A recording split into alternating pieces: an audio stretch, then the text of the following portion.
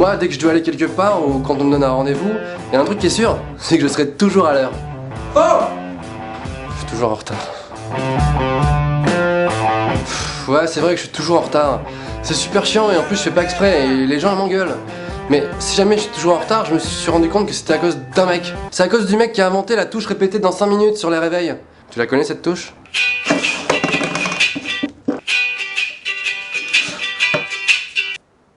Putain! Mais en plus elle sert à rien cette touche, sérieux! T'as dormi pendant 8 heures, t'as pas besoin de 5 minutes en plus! Excuse-moi, j'ai pas compris ce que tu viens de dire, non parce que je suis bilingue. Ah oui, pour les bilingues, cette touche s'appelle snooze. Ah snooze! Ah la touche snooze!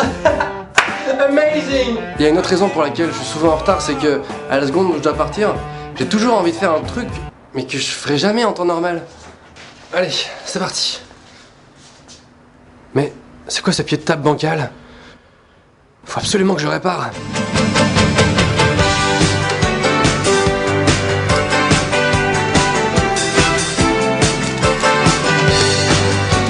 Ok, c'est bon, je peux y aller. En plus, dans ces moments-là, je suis stressé parce que je dois partir et je sais que je suis en retard, tu vois.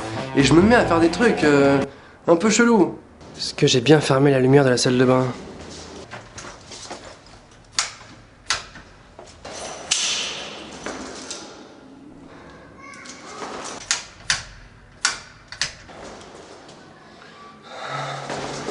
Moi, j'arrive pas à partir zen, serein, l'esprit libre, tu vois. J'ai forcément besoin d'être en stress et en panique pour y aller, quoi. En fait, je crois que j'ai besoin d'adrénaline. Il y a un truc que je comprends pas, c'est que quand t'es en retard et que t'arrives au rendez-vous, t'as couru, t'as sué, t'es en nage, t'en peux plus, t'as tout donné, t'étais dans le stress, la panique et t'arrives devant le mec, tu vois, tu t'écroules et tu te dis ça y est, je suis arrivé. Ben le mec il t'engueule.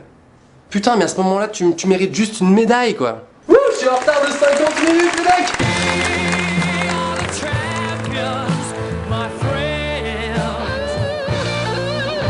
Le pire, c'est au travail, je me fais toujours défoncer.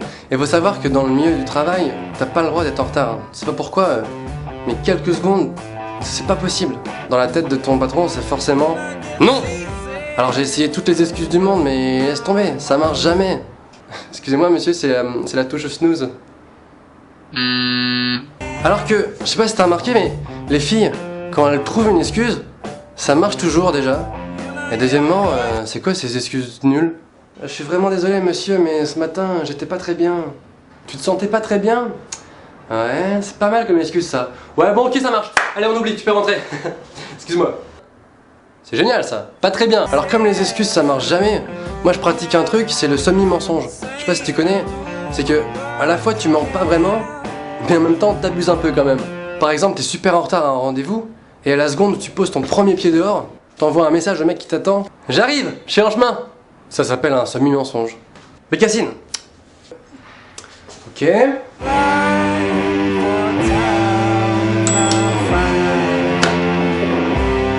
Il y a des gens qui croient que quand t'es en retard, tu fais ça exprès pour te la raconter, tu vois. Parce que c'est un peu cool et tout. Non, c'est pas cool. Excuse-moi René, je suis un peu en retard, je suis complètement chez père, j'ai pas regardé l'heure, enfin d'ailleurs je sais pas lire l'heure. Hein? Ah non, t'es viré, tu te casses. Ah non, en fait je suis pas chez père. Je suis pas chez père, je rigolais. T'es viré. Tu te barres maintenant. Et je fais la forme du pistolet, ok? Donc maintenant tu t'en vas. Maintenant que je suis devenu un adulte, j'ai enfin compris que, en fait, pour être à l'heure, c'est pas compliqué. Ça demande juste un seul truc. Ça demande du courage. Ça demande du courage, Pokémon. J'ai vu que vous étiez plus de 30 000 sur la page Facebook Norman fait des vidéos, et je me suis dit peut-être que ça pourrait remplir un stade de foot, et qu'un jour on pourrait faire un match.